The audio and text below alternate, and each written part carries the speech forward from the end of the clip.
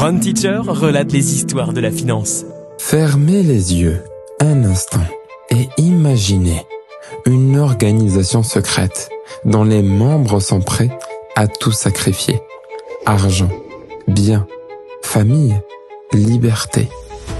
Pas une mafia, pas une multinationale, mais une secte.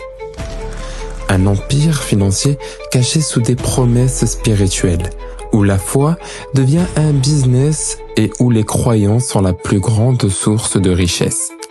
Aujourd'hui, dans Grand Teacher relate, on plonge dans un monde où la religion rencontre la finance, où la foi se monnaie et où certaines sectes accumulent des milliards dans l'ombre. Accrochez-vous, ce que vous allez entendre risque de vous surprendre.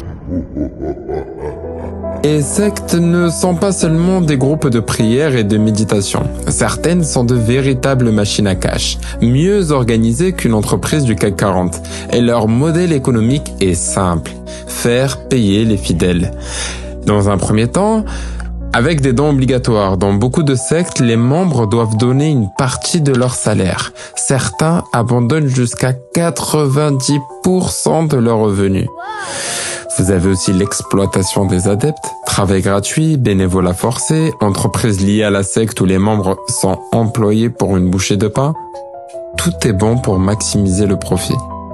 Vous avez la vente de produits et services par le biais de livres, de formations, de séminaires à des prix exorbitants.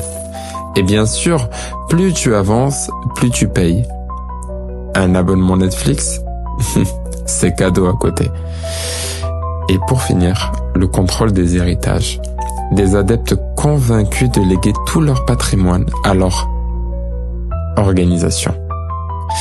Une fois décédés, adieu la maison de famille. Tout va directement dans les poches de la secte. Ce que peu de gens savent, c'est que certaines sectes sont actives sur les marchés financiers. Et je vais vous le montrer. Par exemple, l'église de Scientologie, les témoins de Jéhovah, les Mormons, certains d'entre eux possèdent des milliards d'actions dans Apple, Google, Tesla. En clair, ils font des investissements massifs en bourse. Mais pas que. Il y a aussi des groupes qui créent des portefeuilles alignés avec leurs valeurs, tout en encaissant des millions, ce qu'on appelle des fonds d'investissement religieux. Et d'autres, pour finir, qui sont soupçonnés d'utiliser le Bitcoin et d'autres cryptos pour blanchir de l'argent et contourner les lois fiscales. En clair, la religion se joue aussi sur le Nasdaq. Si vous pensez que les sectes n'ont que des temples et des salles de prière, détrompez-vous. Ils possèdent aussi des immeubles, des hôtels et des propriétés de luxe. Certains mouvements, justement, détiennent des portefeuilles immobiliers évalués en milliards. En Californie, en France, au Japon. Acheter des terrains à bas prix et construire des centres spirituels, puis revendre des parcelles aux fidèles à des prix démentiels, c'est un business en or. Et le pire, la plupart ne payent pas d'impôts sur ces biens.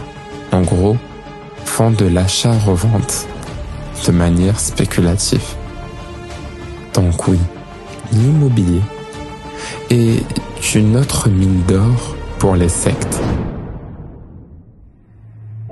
Avec autant d'argent en jeu, ces sectes savent se protéger. Et je vais vous dire comment. Par des statuts d'organisation religieuse. C'est une technique simple mais efficace. En gros, c'est obtenir un statut d'association ou de religion officielle pour éviter la taxation. Mais aussi certaines sectes financent des campagnes électorales, influencent des lois, s'entourent d'avocats de renom.